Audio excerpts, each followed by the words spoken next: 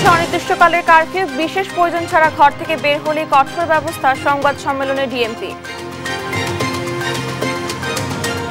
আজ থেকে 3 দিনের সাধারণ ছুটি, সুপ্রিম কোর্ট সহ দেশের সব আদালত বন্ধ, খুলবে না ব্যাংক সহ কোনো আর্থিক প্রতিষ্ঠান। আন্দোলনের নামে এখনো যারা নাশকতা করছে তারা ছাত্র নয়, সন্ত্রাসী, বললেন প্রধানমন্ত্রী। দেশবাসীকে রুখে দাঁড়ানোর আহ্বান। দেশে গণ অভ্যুত্থানের সূচনা হয়েছে, দাবি মির্জা ফখরুলের। বিএনপি জামায়াতের বিরুদ্ধে ষড়যন্ত্রের অভিযোগ ক্ষমতাসীনদের। এবং গাজায় 2 আশ্রয় শিবির ইসরায়েলি হামলায় নিহত আরও 30 ফিলিস্তিনি, খাবার ও পানি সংকটে মানবিক বিপর্যয়ের মুখে গাজাবাসী। আমন্ত্রণ সংবাদ সকালে, দেখছেন শিরোনামগুলো, সঙ্গে আছে আমি রানা ইসলাম। সারা দেশে সহিংসতা বাড়ায় রোববার সন্ধ্যা 6টা থেকে অনির্দিষ্টকালের জন্য চলছে কারফিউ। রোববার বিকেলে স্বরাষ্ট্র মন্ত্রণালয়ের এক সংবাদ বিজ্ঞপ্তিতে দিয়ে কারফিউ জারি করা হয়। এতে বলা হয়, রোববার সন্ধ্যা 6টা থেকে পরবর্তী নির্দেশ না দেওয়া পর্যন্ত ঢাকা মহানগর সহ সব বিভাগীয় শহর, সিটি কর্পোরেশন, পৌরসভা, শিল্পাঞ্চল, জেলা সদর, উপজেলা সদরে সান্ধ্য আইন জারি করা হয়েছে। সন্ধ্যার পর থেকে নিরাপত্তার স্বার্থে রাজধানীর বিভিন্ন পয়েন্টে সেনাবাহিনীকে টহলরত অবস্থায় দেখা যায়। জনগণকে বিভিন্ন সতর্কমূলক নির্দেশনা দিতে দেখা যায় তাদেরকে। এছাড়া সোম, মঙ্গল ও বুধবার 3 দিনের সরকারি ছুটি ঘোষণা করে জনপ্রশাসন মন্ত্রণালয়। এতে সরকারি, বেসরকারি অফিস আদালতের পাশাপাশি বন্ধ থাকবে ব্যাংক সহ সব আর্থিক প্রতিষ্ঠানও। এদিকে সুপ্রিম কোর্ট সহ দেশের সব আদালতে কার্যক্রম বন্ধ থাকবে বলেও জানানো হয়।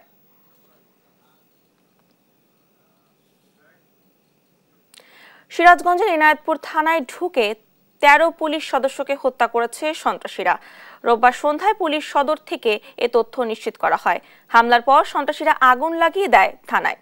এদিকে পুলিশের রাজশাহী রেঞ্জের অতিরিক্ত উপমহাপরিদর্শক বিজয় বসাক জানান, আইনশৃঙ্খলা রক্ষাকারী বাহিনী ঘটনাস্থলে গিয়ে 8টি মরদেহ স্তূপ করা অবস্থায় পান।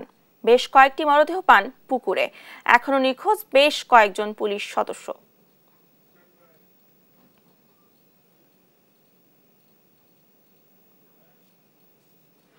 সরকারের পদত্যাগের এক দফা দাবিতে অসহযোগ আন্দোলনে প্রথম দিনে রণক্ষেত্রে পরিণত হয়েছে সারা দেশ।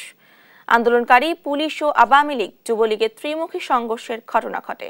এতে বিভিন্ন জেলায় মারা গেছেন অন্তত 74 জন, আহত হয়েছেন কয়েকশো মানুষ।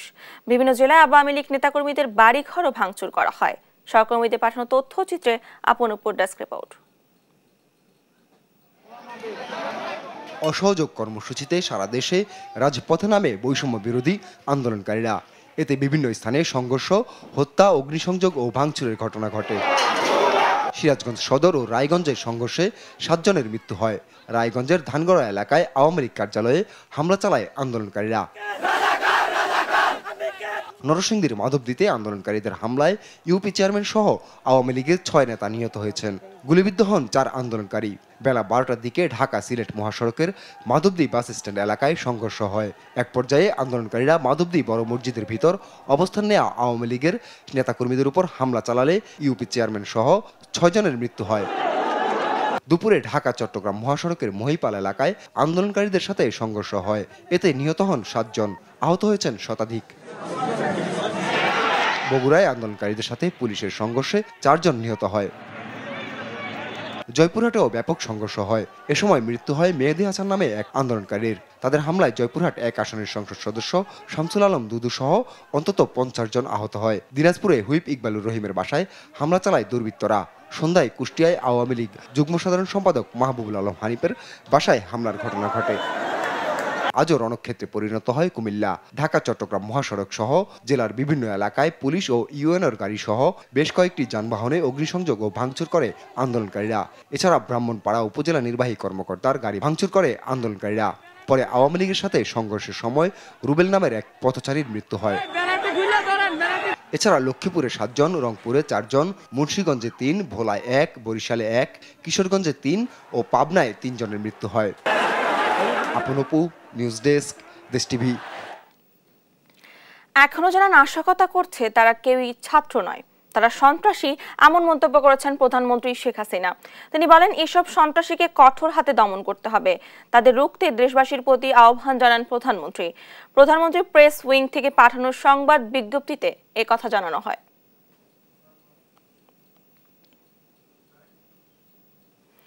সরকারি পদত্যাগের এক দফা দাবির প্রতিবাদে রাজপথে অবস্থান নিয়েছে আওয়ামী লীগ ও এর বিভিন্ন সহযোগী সংগঠন। রোববার সকাল থেকে বিভিন্ন সড়কের মোড়ে মোড়ে অবস্থান নিয়ে সরকারের পক্ষে বিভিন্ন স্লোগান দিতে থাকেন তারা। নেতারা অভিযোগ করেন, দেশে চলমান সহিংসতায় জামায়াত বিএনপির কূটকৌশল কাজ করছে। বিস্তারিত আলিমুজ্জামান সাফওয়ানের রিপোর্টে। কোটা আন্দোলনকারীদের এক দফা দাবির প্রতিবাদে সকাল থেকে ঢাকার রাজপথে সরব ক্ষমতাসীন দলের নেতাকর্মীরা। বিক্ষোভ মিছিল ও মোড়ে মোড়ে অবস্থান নেয় আওয়ামী লীগ, ছাত্রলীগ ও যুবলীগের নেতাকর্মীরা। রাসেল স্কোয়ারে মিছিল করে স্বেচ্ছাসেবক লীগ। নেতাকর্মীরা এক দফার বিরুদ্ধে স্লোগান দেয়।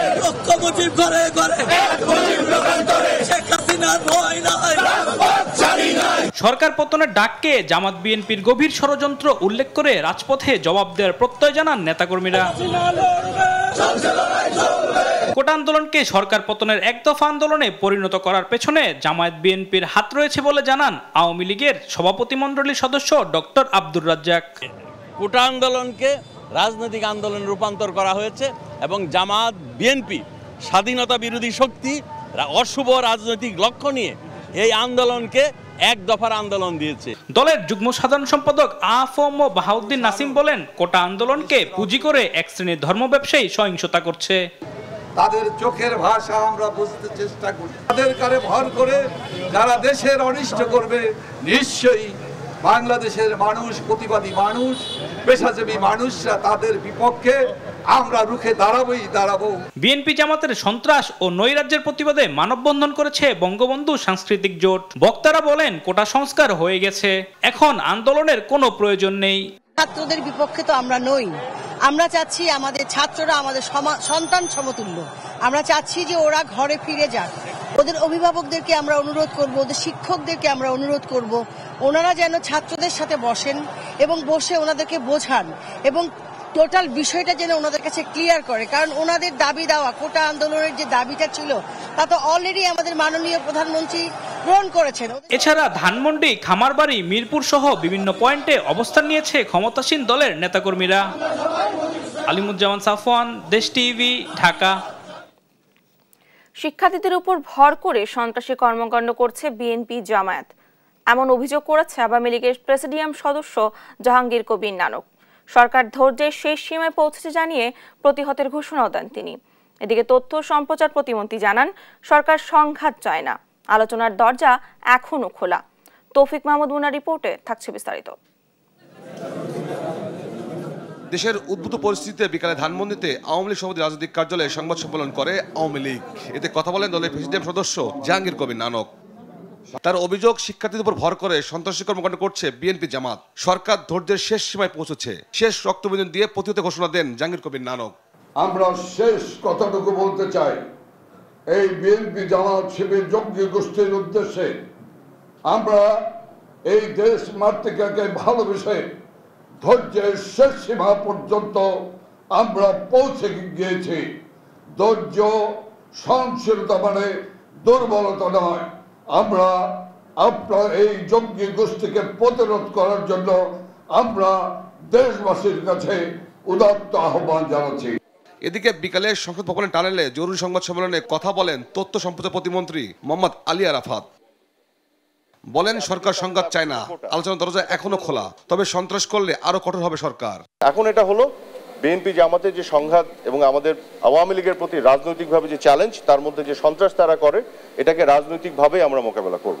আলাপ আলোচনা মাধ্যমে শান্তিপূর্ণভাবে সমাধান করতে চাই। অশান্তি সৃষ্টি করা হলে সেটা শক্ত হাতে দমন করা হবে। উত্তেজনা ও সহিংসতা ঠেকাতে সামাজিক যোগাযোগ মাধ্যম বন্ধ রাখা হয়েছে বলে জানান তথ্য প্রতিমন্ত্রী।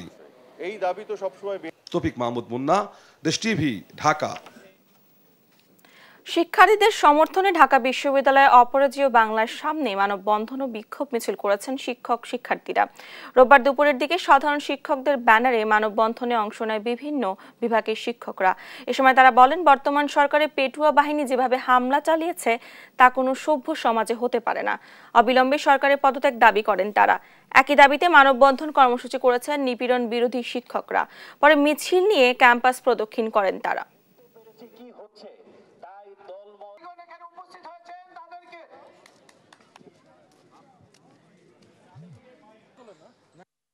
এই দেয়াল লেখন এই 2024 অভ্যুত্থান, এই লেখা পড়তে হবে। আমরা আগামীতে আবারও যাব। আমাদের জিয়া এখানে বলেছে আমরা দ্বিগুণ হব, তিগুণ হব, 4 গুণ হব। এই সরকারের বিদায় ঘন্টা বেজে গেছে, তাকে যেতে হবে। 9 দফা রাইট, কিন্তু এই সরকারের কাছে না। যে খুন করেছে খুনির বিচার করার কোনো বৈধতা নাই। রাজপথে আমরা আলোচনা করব। আর আপনার সেই সুরক্ষিত ভবনে, যে সুরক্ষিত ভবনের সামনে আপনার প্রতিদিন আপনার রেসিডেন্সিয়াল মডেলে যেত ফায়াজ, সে ফায়াজ মারা গেছে, আপনার প্রতিবেশী প্রতিষ্ঠানে এসেছিল। আমরা ফায়াজের রক্ত মারিয়ে আপনার সাথে ওই গণভবনে আর যাব না। দেশে গণ অভ্যুত্থানের সূচনা হয়েছে বলে দাবি করেছেন বিএনপির মহাসচিব মির্জা ফখরুল ইসলাম আলমগীর। বৈষম্য বিরোধী ছাত্র আন্দোলনের সঙ্গে একাত্মতা প্রকাশ করে আবার দলের নেতাকর্মী ও দেশবাসীকে রাজপথে নামার আহ্বান জানান তিনি। এ সময় জনগণের বিরুদ্ধে অবস্থান না নিতে আইনশৃঙ্খলা বাহিনীকে আহ্বান জানান ফখরুল। বিস্তারিত সাইফুর রিপোর্টের প্রতিবেদনে। চলমান পরিস্থিতি নিয়ে বিএনপি চেয়ারপারসনের গুলশান কার্যালয়ে সংবাদ সম্মেলন করেন দলের মহাসচিব মির্জা ফখরুল ইসলাম আলমগীর। আন্দোলনকারী এবং বিরোধী নেতাকর্মীদের বাড়িঘরে হামলা চালিয়ে নৈরাজ্য সৃষ্টি করে সরকার দেশকে আবারও অনিশ্চয়তার দিকে ঠেলে দিচ্ছে বলে অভিযোগ করেন তিনি। আমরা যে আওয়ামী লীগকে অতীতে চিনতাম সেই আওয়ামী লীগ এটা নয়, এখন এটা পাকিস্তানি হানাদার বাহিনীকেও ছাড়িয়ে গেছে। তার অভিযোগ, জনগণের বিরুদ্ধে যুদ্ধ ঘোষণা করেছে সরকার। দাবি করেন তাদের মানবতা বিরোধী কর্মকাণ্ডের প্রতিবাদে জেগে উঠেছে বিশ্ব বিবেকও। এই সরকার অত্যন্ত পরিকল্পিতভাবে এই জাতিকে ধ্বংস করে ফেলছে। সুতরাং একে রুখে দাঁড়ানোর এখনই সময়, এবং এখনই তাকে রুখে দাঁড়াতে হবে এবং তাদেরকে পদত্যাগে বাধ্য করতে হবে, চলে যেতে বাধ্য করতে হবে। আমাদের শুধু সেনাবাহিনীর প্রতি নয়, দেশের সকল সরকারি কর্মকর্তা কর্মচারী, প্রশাসন, আইন শৃঙ্খলা রক্ষাকারী সকলের কাছে আমাদের আবেদন যে তারা কখনোই জনগণের বিরুদ্ধে অবস্থান নেবে না। জনগণের রক্তে, ছাত্রদের রক্তে আর যেন আমাদের রাস্তা যেন আপনার রঞ্জিত না হয়। সরকারকে বিদায়ে নেতাকর্মীদের রাজপথে নামার আহ্বানও জানান বিএনপি মহাসচিব। ফ্যাসিস্ট সরকারের হত্যাযজ্ঞ ও ধ্বংসযজ্ঞ আড়াল করতেই তথাকথিত তৃতীয় পক্ষ আবিষ্কারের জন্য সরকার বিরামহীন প্রচেষ্টা চালিয়ে যাচ্ছে, যা জনসাধারণ ঘৃণাভরে প্রত্যাখ্যান করেছে। বিএনপি জাতির এই চরমক্রান্তি লগ্নে দেশ ও জাতির বৃহত্তর স্বার্থে গণতন্ত্রের প্রিয় আপামর জনসাধারণ এবং বিএনপি অঙ্গ সহযোগী সংগঠনের সমস্ত নেতা কর্মী সমর্থক শুভরাজ্যদের প্রতি রাজপথে নেমে এসে জনতার সঙ্গে একাত্ম হয়ে গণহত্যাকারী স্বৈরাচারী সরকারের পতন ত্বরান্বিত করতে অসহযোগ আন্দোলন সফল করার আহ্বান জানাচ্ছে। সাংবাদিকদের প্রশ্নের জবাবে আর রক্তপাত না ঘটিয়ে সরকারকে পদত্যাগের আহ্বানও জানান মির্জা ফখরুল। বলেন, ক্ষমতা হস্তান্তরের প্রক্রিয়া নিয়ে সবার সঙ্গে আলোচনা করে দলীয় অবস্থান জানাবে বিএনপি। আমরা সকলের সঙ্গে পরামর্শ করে, বিশেষ করে ছাত্র আন্দোলন যারা করছেন তাদের সঙ্গে আলোচনা করে আমরা এই বিষয়টাকে পরে আপনাদের সামনে জানাবো, কারণ এখনই সেই সময়টা উপস্থিত হয়েছে বলে আমরা মনে করি না। সাইফুল রিপন, দেশ টিভি, ঢাকা। দেখছেন সংবাদ সকাল। সময় পেরিয়ে গেলেও শেষ হয়নি চুয়াডাঙ্গা মাখালডাঙ্গা সড়ক নির্মাণ কাজ।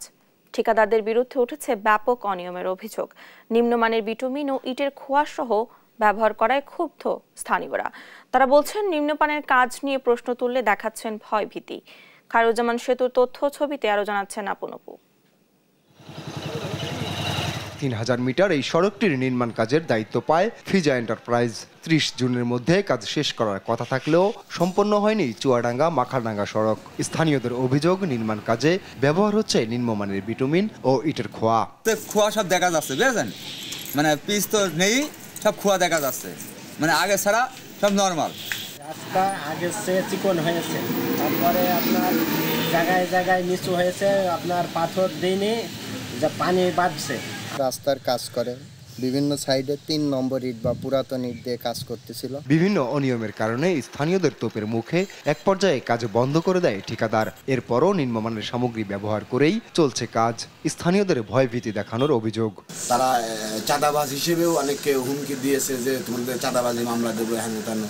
সেক্ষেত্রে সাধারণ মানুষজন আর রিস্ক নেয় না, যে কোনো জায়গায় খারাপ কিছু হলে ওরা চুপ করে থাকে। এদিকে দিনের পর দিন নির্মাণ সামগ্রী ফেলে রাখায় শিশু কিশোরদের ব্যবহার অনুপযোগী হয়ে পড়েছে বেলগাছি খেলার মাঠ। এমন একটা অবস্থা করে রাখছে যে খেলার মতন অবস্থা নাই। তো ওনাকে আজ 1 সপ্তাহ ধরে জানানো হচ্ছে যে আমাদের ফিল্ডটা ঠিক করে দেওয়ার জন্য বা মাঠটা ঠিক করে দেওয়ার জন্য, এতে ওনাদের কোনো তদারুপই না। এত সব অভিযোগ অস্বীকার করছেন উপজেলা প্রকৌশলী। তার দাবি নিয়ম মেনেই কাজ করছে ঠিকাদার। 3 কিলো 800 মিটার লেন এই রাস্তার কাজ আমরা করতেছি প্রায় 15 দিন ধরে। কাজের মান ভালো হচ্ছে। আমরা সবসময় চেষ্টা করতেছি কাজের যেন স্পেসিফিকেশন মতো হয় এবং সেভাবে কাজ হচ্ছে, কাজে কোনো ত্রুটি নেই। এই সড়ক নির্মাণে ব্যয় হচ্ছে 1.5 কোটিরও বেশি টাকা। নিউজ ডেস্ক, দেশ টিভি। চলমান অস্থিরতায় ব্যাংক খোলা থাকলেও গ্রাহক উপস্থিতি অনেকটাই কম। টাকা জমার চেয়ে উত্তোলনই বেশি হচ্ছে। অনেকটা স্থবির আমদানি রপ্তানি, বন্দরে পণ্য খালাস করতে না পেরায় ঢাকায় আসছে না কাঁচামাল। শেয়ার বাজারও পড়েছে চলমান পরিস্থিতির প্রভাব। বিস্তারিত ইফতেখার রেজা রিপোর্টার। দেশের চলমান পরিস্থিতিতে অনেকটাই ফাঁকা মতিঝিল ব্যাংক পাড়া। সড়কে নেই ব্যাংকে সেবা নিতে আসা মানুষের ভিড়। সকাল থেকেই সব শাখা খোলা থাকলেও লেনদেনে আসে অল্প সংখ্যক মানুষ। গ্রাহকরা জানান জরুরি প্রয়োজনেই ব্যাংকে আসতে হচ্ছে। টাকা মাছ তুলতে হবে আজকে, সেই জন্য আমি ঘর ভাড়া দিতে হবে, দিতে অন্য বাজার করতে হবে, যে এই জন্য বাধ্য হয়ে আমাকে আসতে হয়েছে ব্যাংকে। টাকা তো মৌলিক বিষয়, এটা আমাদের টাকা না হলে কোনো রকম লেনদেন সম্ভব না, বা সেজন্য এই বিষয়টা খুবই জরুরি, ব্যাংকে আসা লাগবে। সোনালী ব্যাংকের মতিঝিল শাখার ব্যবস্থাপক বলছেন গ্রাহকরা টাকা জমার চেয়ে উত্তোলন করছে বেশি। চলমান পরিস্থিতিতে ব্যাংকের নিরাপত্তা বাড়ানোর কথাও জানান তিনি। সপ্তাহের শুরুর দিনে মানে প্রথম কর্মদিবসে আমরা সাধারণত যে ধরনের গ্রাহক উপস্থিতি লক্ষ্য করি, আজকের থেকে মনে হচ্ছে সেই তার থেকে একটু উপস্থিতি একটু কম। আর যারা এসছেন তাদের মধ্যে বেশিরভাগই টাকা উত্তোলনের একটা প্রবণতা আমরা দেখেছি। সার্বিক পরিস্থিতির কারণে আমাদের নিরাপত্তা ব্যবস্থা জোরদার করা হয়েছে। শেয়ার বাজারেও পড়েছে অস্থিরতার প্রভাব। বাজার সংশ্লিষ্টরা জানান এমন পরিস্থিতি কাম্য নয়। তো অনেক প্রত্যাশা নিয়েছিলাম যে রোববার থেকে আরো ভালো দেখব। দুর্ভাগ্যবশত আমরা আজকে উল্টোটা দেখছি। সকালবেলায় আমরা দেখছি যে মার্কেটে একটা নেতিবাচক প্রভাব, এবং সেটা এখন পর্যন্ত বলবৎ আছে। সেটার কারণ হলো যে মানুষের মধ্যে একটু হতাশা তৈরি হয়েছে সার্বিক পরিস্থিতি নিয়ে, যার কারণে এখন বাজারে অংশগ্রহণ অনেক কমে গেছে আজকে, এবং এটা হওয়াটাই কিন্তু স্বাভাবিক। দেখেন আজকে রাস্তাঘাটে লোকজন নেই, মানুষের মধ্যে একটা দুশ্চিন্তা বা হতাশা তৈরি হচ্ছে, কি হইতে যাচ্ছে, কি হচ্ছে। তো এটা যত দ্রুত একটা সেটেলমেন্টে আসবে ততই আমাদের জন্য ভালো। আমাদের কারণ এই বিষয়গুলো লঙ্ঘন হইলে আমাদের অর্থনৈতিক কার্যক্রমের উপরে কিন্তু এটার একটা নেতিবাচক প্রভাব পড়ে। অর্থনীতির চাকা সচল রাখতে পরিস্থিতির স্থায়ী সমাধান চান সংশ্লিষ্টরা। ইফতেখার রেজা, দেশ টিভি, ঢাকা। নিম্ন আয়ের সাধারণ মানুষের উপার্জনে ভাটা পড়েছে। পথে নেই যাত্রী, ভাড়া পাচ্ছেন না রিকশা চালক ও রাইড শেয়ারের মোটর বাইকাররা। আর ক্রেতার অভাবে অলস সময় পার করছেন দোকানিরা। এদিকে সড়কে বের হলেও চলাচলে ভয় পাচ্ছে সাধারণ মানুষ। বিস্তারিত ইফতেখার রেজার আরও একটি রিপোর্টে। দেশের চলমান পরিস্থিতিতে বিপাকে নিম্ন আয়ের মানুষ। ঢাকার বিপণী বিতানগুলোতে নেই তেমন ভিড়, নেই ফুটপাতের দোকানেও বেচাকেনা। ক্রেতা না থাকায় কেনা দামেও ফল বিক্রি করতে পারছেন না দোকানিরা। ফল নষ্ট হচ্ছে দোকানেই। দুপুরবেলা ফাঁকা খাবারের দোকান। কর্মীদের পারিশ্রমিক পরিশোধ নিয়ে দুশ্চিন্তায় দোকান মালিকরা। কোনো বেচা কিনা বেচা নেই, যে দামে কিনে আনি এই দামে বেচতে পারি না। আমরা যা আনি সব নষ্ট হইতেছে, আর ভয়ে মানুষ আসে না। আমরা কোনো রকম নিরাপদ হয়েছি, ব্যবসা একবার স্থবির। স্টাফদের এদিকে কোনো রকম খাবার ব্যবস্থা করতে পারি না। সারাদিন সকাল থেকে ফিরে বসি, এখনো কোনো বিক্রি নাই। প্রয়োজনের তাগিদে বাসা থেকে বের হলেও ভয়ে ভয়ে চলছেন পথচারীরা। আসার সময় ট্যাক্সি পাইনি, অনেক কষ্টে একটা ট্যাক্সি পেয়েছিলাম, এখন যাওয়ার সময় কিছু পাচ্ছি না। সারা বাংলাদেশের মানুষ এখন একটাই দাবি যে এই অবস্থা থেকে আমরা উত্তরণ চাই। জনসমাগম না থাকায় ফুটপাতে বসা দোকানীদের বেচাকেনাও কমেছে। ভুগছেন নিরাপত্তাহীনতায়। খুবই খারাপ অবস্থার ভিতরে আছি আমরা।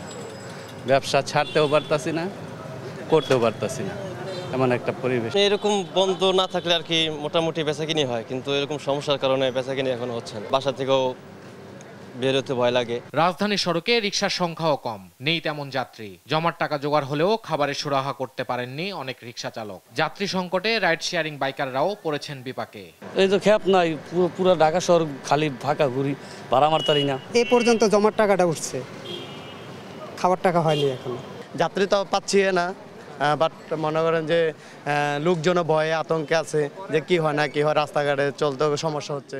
জীবন জীবিকার স্বার্থে এমন অস্থিরতার অবসান চান নিম্ন আয়ের মানুষ। ইফতেখার রেজা, দেশ টিভি, ঢাকা। দেখছেন সংবাদ সকাল। মুহুর্মুহ বোমা হামলায় গাজার হাসান সালামা ও আল নাসার স্কুলে নিহত আরও অন্তত ৩০ ফিলিস্তিনি। আশ্রয় শিবির দুটিতে হতাহতের মধ্যে বেশিরভাগই শিশু। এ পরিস্থিতিতে খান ইউনিসের দক্ষিণ ও দক্ষিণ পূর্ব অঞ্চল নতুন করে খালি করার পরামর্শ দিয়েছে আইডিএফ। এদিকে গাজায় যুদ্ধ বন্ধে অচল চুক্তির জন্য হামাসকে দায়ী করেছেন ইসরায়েলের প্রধানমন্ত্রী বেনয়ামিন নেতানিয়াহু। আরও জানাচ্ছেন আফরিন মৌ। ধ্বংসস্তূপের নিচ থেকে বের করে আনা হচ্ছে একের পর এক লাশ। গুরুতর আহত শিশুদের বাঁচাতে চলছে প্রাণপণ চেষ্টা। ছোট ছোট শিশুদের যেখানে খেলায় মগ্ন থাকার কথা, সেখানে তারা এখন লড়ছে মৃত্যুর সঙ্গে পাঞ্জা।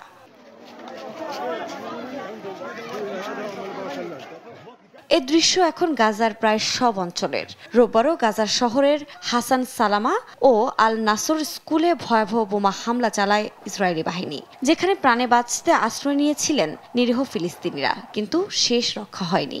রোববারের এই আগ্রাসনে প্রাণ হারিয়েছেন বহু মানুষ, যার মধ্যে ৮০% শিশু।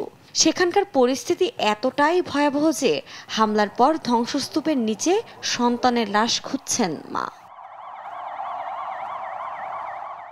উপত্যকার চলমান এ মানবিক পরিস্থিতির মধ্যে খান ইউনিসের দক্ষিণ ও দক্ষিণ পূর্ব অঞ্চলের মানুষকে নতুন করে সরে যাওয়ার নির্দেশনা দিয়েছে ইসরায়েল। এই অঞ্চলে আবারও স্থল অভিযান চালাবেন তারা।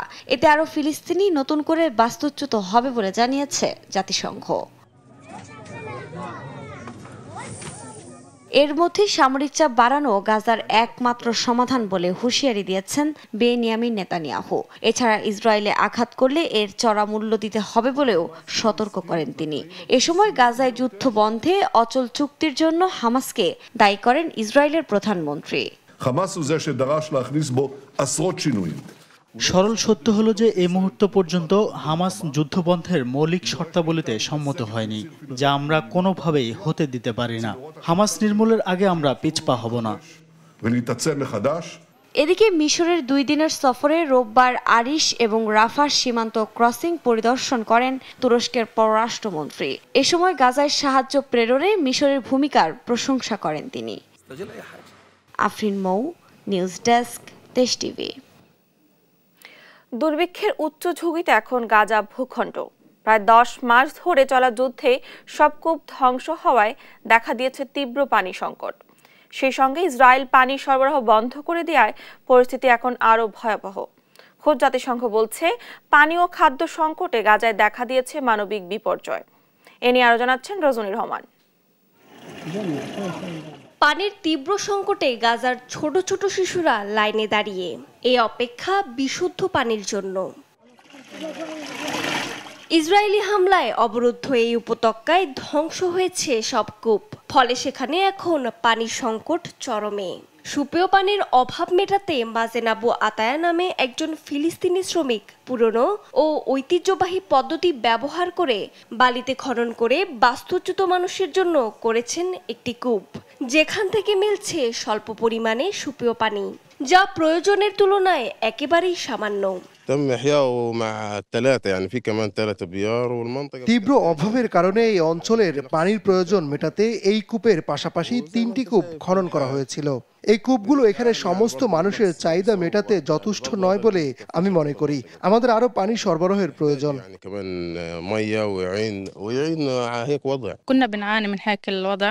আমরা কঠিন অবস্থার মধ্যে আছি। আমার মা প্রতিবন্ধী এবং তার জন্য প্রতিদিন বিশুদ্ধ পানির প্রয়োজন হয়। আমার সন্তান আছে যাদের প্রতিনিয়ত সুপেয় পানির প্রয়োজন হয়। পানির ঘাটতিতে খুব কষ্ট হচ্ছে। গ্রীষ্মের প্রচন্ড খরতাপে ঘন্টার পর ঘন্টা দাঁড়িয়েও সামান্য পানি মিলবে কিনা তা অনিশ্চিত। যতটুকু মেলে তা নিয়েই কন্টেনারে বহন করে কয়েক কিলোমিটার পাড়ি দিয়ে তাঁবুতে ফিরতে হয় এই শিশুদের। প্রায় 10 মাস ধরে এমন মানবতর দিন কাটছে গাজার শিশুদের। প্রায় 10 মাস ধরে সেখানে চলছে সংঘাত, আর ইসরায়েলের ক্রমাগত হামলায় ফিলিস্তিনিদের কাছে ত্রাণ সহায়তাও পৌঁছানো সম্ভব হচ্ছে না। এ সময়ে তাদের পাশে দাঁড়াতে মাত্র কয়েকবার গাজায় অনুমতি পেয়েছে ত্রাণবাহী গাড়ি। ত্রাণ সংকটে ও টানা হামলায় এখন ভয়াবহ মানবিক বিপর্যয়ের মুখে এই উপত্যকা। ছোট ছোট শিশুরা খাবারের অভাবে এবং তীব্র পুষ্টিহীনতায় মারা যাচ্ছে। দেখা দিয়েছে ডায়রিয়া, ডিহাইড্রেশন সহ অন্ত্রের নানা রকম রোগ। রজনী রহমান, নিউজ ডেস্ক, দেশ টিভি। দেখছেন সংবাদ সকাল।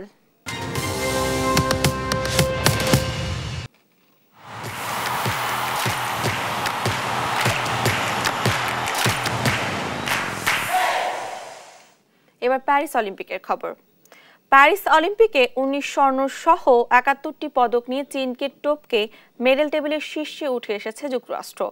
এদিকে 100 মিটার স্প্রিন্ট জিতে দ্রুততম মানবের খেতাব জিতেছেন যুক্তরাষ্ট্রের নোয়াহ লাইলস। টানা 5 দিন শীর্ষে থাকার পর চীনকে হটিয়ে প্যারিস অলিম্পিকের পদক তালিকার শীর্ষস্থান দখল করেছে যুক্তরাষ্ট্র। 19 স্বর্ণ সহ মোট 71টি পদক জিতেছে যুক্তরাষ্ট্রের অ্যাথলেটরা। এদিকে ছেলেদের 100 মিটার স্প্রিন্ট জিতে দ্রুততম মানবের খেতাব জিতেছেন যুক্তরাষ্ট্রের নোয়াহ লাইলস। 9.79 সেকেন্ডের সময় নিয়ে দৌড় শেষ করেছেন তিনি।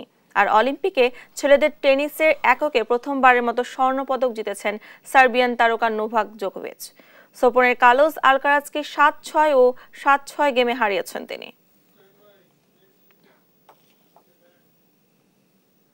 সংবাদ সকালে শিরোনামগুলো জানিয়ে দিচ্ছি আরেকবার।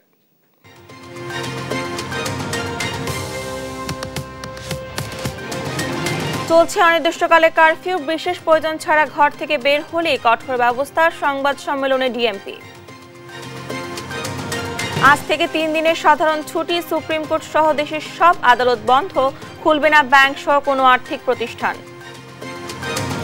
আন্দোলনের নামে এখনো যারা নাশকতা করছে তারা ছাত্র নয়, সন্ত্রাসী, বললেন প্রধানমন্ত্রী। দেশবাসীকে রুখে দাঁড়ানোর আহ্বান। দেশে গণ অভ্যুত্থানের সূচনা হয়েছে, দাবি মির্জা ফখরুলের। বিএনপি জামায়াতের বিরুদ্ধে ষড়যন্ত্রের অভিযোগ ক্ষমতাসীনদের।